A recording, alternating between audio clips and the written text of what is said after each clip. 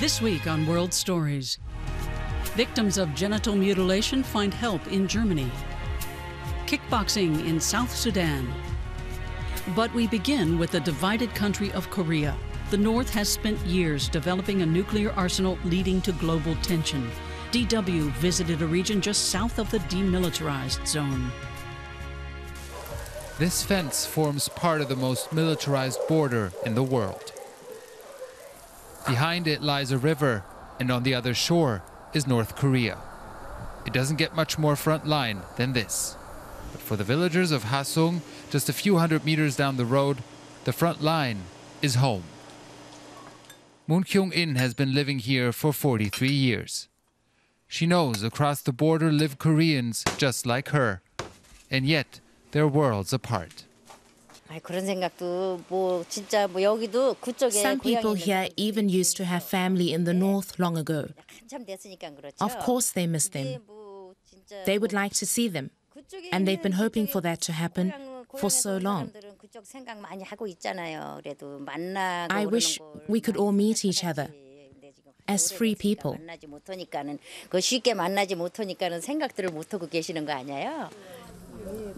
And Moon Kyung-in is not alone. At Imdingak, a train once connected north and south. Today, people express their hope on colored ribbons. Hope for a country that's not separated by barbed wire. We're all the same people. I'm heartbroken when I think about North Koreans. I wish for a unified Korea so that we can live together peacefully. It's hard for me to talk about this. When I think about the situation, I feel like crying. In her home close to the border, Moon Kyung-in often thinks about her grandchildren. She wishes they could grow up in a united Korea. But she has no illusions about the current reality. I think it won't happen at this point. My mother-in-law lived here all her life and it didn't happen. Reunification is not something that's easy to achieve. And so the fence remains between the villagers of Hasung and their neighbors. Neighbors they will likely never meet. Thousands of women suffering the consequences of female genital mutilation, or FGM, live here in Germany. It's not only the physical effects they have to endure, there is also the shame and trauma. A Berlin hospital is offering help. Rakia was 6 years old when she underwent the painful procedure. She started to cut me.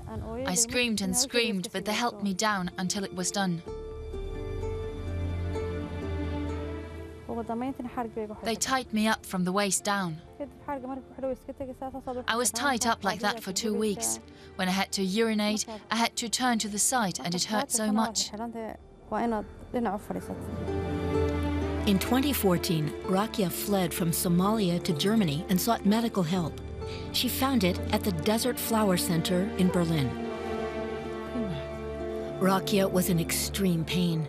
She was only able to urinate and menstruate through a tiny opening. Dr. Cornelia Strunz convinced her to have reconstructive surgery. And she did, even though it's considered taboo in her home country. Parents believe they're doing something good. So if a woman gets the circumcision undone, she's often shunned.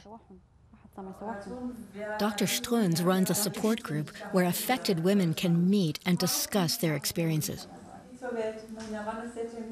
The group is growing as more refugees arrive in Germany from places where female genital mutilation is practiced. It's a problem in Germany too. 50,000 women and girls living here are affected, and that number is rising. In some cases, people are flown here to circumcise the girls. The women are often cut open for sex and giving birth, only to be sewn up again afterward. At the hospital, they can start a new life and have some fun together. Rakia encourages other women to have the reconstructive surgery too. My biggest wish is that they just start leaving the girls the way God created them. Earlier this year, Rakia gave birth to a little boy. She's vowed that if she has a girl one day, her daughter will never have to endure what she went through. To the banlieues of France, where rapper Joe Lefeno feels like a stranger in his own country. The son of Congolese immigrants wants to draw attention to police brutality. Now he's been charged with incitement to kill police. Joe doesn't feel French. The son of Congolese immigrants was born in France. But since the age of 11, he has been undergoing almost daily identity checks by the police. For him, it's a system to put young people in poor areas in their place. It's almost like they were trying to make us hate them. Like they don't want us young people from the suburbs to get along with them. When they ID us, they say things like, "Hey, you shit." They are so condescending, push us violently against the wall and pat us down. Earlier this year, a policeman in a Paris suburb was accused of raping a 22-year-old black man called Theo with a police baton. Over the past decade, at least a dozen people from the suburbs have died while being taken into custody. Joe vented his anger and helplessness about the deaths in a rap song called Blunder.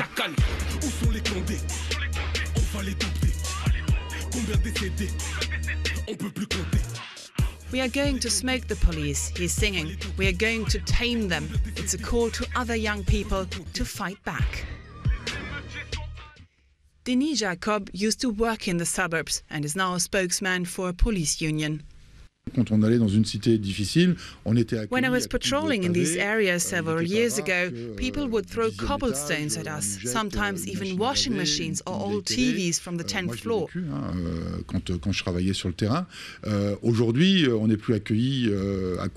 Now, my colleagues are welcomed by machine gun fire. Police say the drug trade is flourishing in the suburbs and that stop and search is often their only way to keep the dealers in check. The police say Joe's song is an incitement to kill police officers.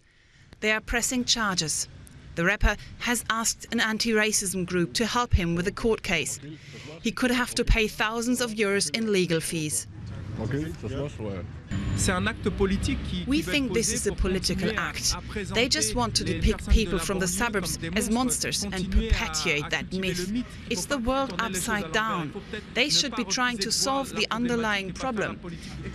Joe says it is a misunderstanding and that the police are overreacting. The court verdict is due in September, but even if he loses, Joe says he will keep on rapping. It seems unlikely that the police and the young people in France's troubled areas will be speaking the same language anytime soon.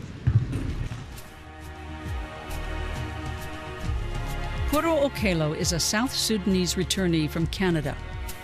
In the country's only training facility in Juba, the capital of South Sudan, he's training a new generation of kickboxers to become champions.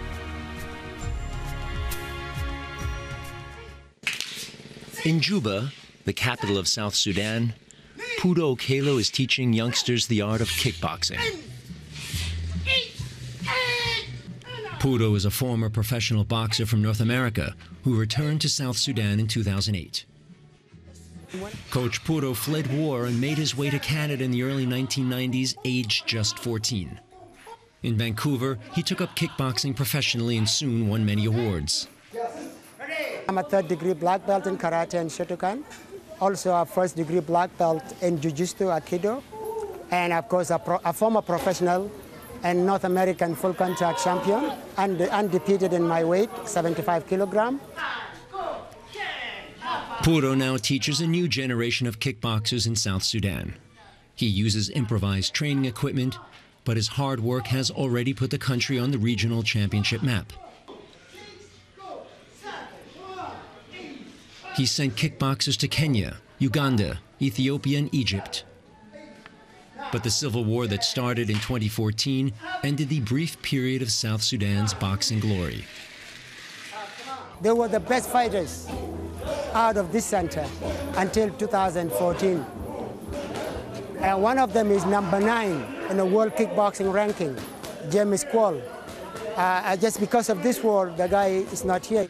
His new hopes lay with his female trainees. Winnie Natasha started boxing to protect herself from sexual abuse. She went on to perfect her skills and now competes internationally. I fought with an Italian lady, 2013, on July. That was second anniversary. So we had match between Italy and South Sudan, and I won the match. It was my first match, and I won it. Despite the civil war, Winnie boxed for South Sudan and Kenya in April 2017. Puro teaches his students to fight with their feet and their minds. Also to respect one another. Boxers from the Dinka and Nuer ethnic groups mix freely in the training center.